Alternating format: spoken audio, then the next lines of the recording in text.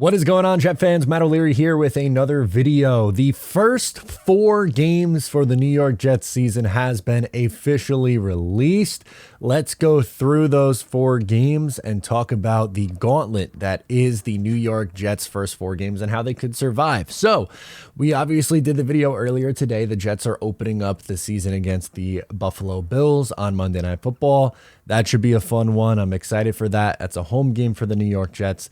They then go on the road to Dallas in week 2 in Jerry's World against the Dallas Cowboys. Now, the Jets have played the Dallas Cowboys pretty well over the last. They've beaten them 3 times in a row, right? 11, 15, 19. They've beaten them 3 times in a row. They beat them in 2007. No, they didn't. They lost on Thanksgiving in 2007.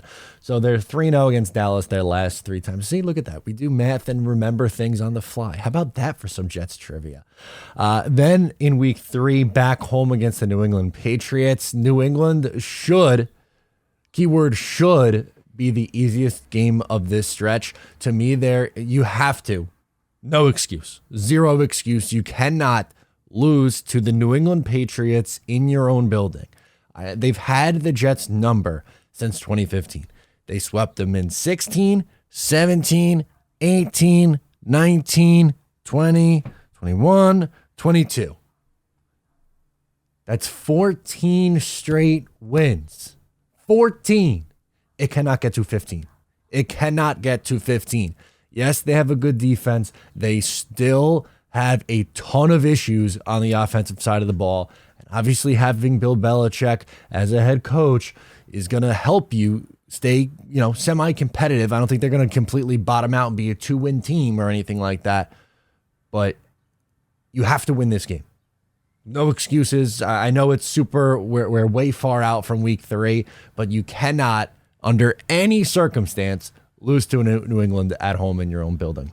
And finally, the Jets make their return to Sunday Night Football against the Kansas City Chiefs in week 4. Now, luckily, that 3 of these 4 games are at home to start the season, so that is definitely a plus when it comes to that. That so many of these games begin at home at MetLife Stadium versus trying to start on the road and all that. But I think the Jets at worst in this stretch could go 2-2. Can go anywhere between 2-2, 3-1, 4-0. Now, 1-3 would be disaster. 0-4 would be obviously a disaster as well. It's a tough stretch, but this is a great point that people have been bringing up and making, and it's going to be a well, duh, Matt narrative here in a second. But without Aaron Rodgers, yeah, this is a tough stretch of football. With Aaron Rodgers, still tough, but doable.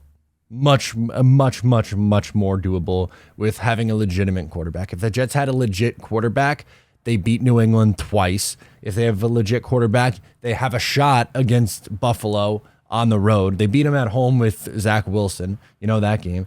And Kansas City, look, obviously defending champs. They are a great football team.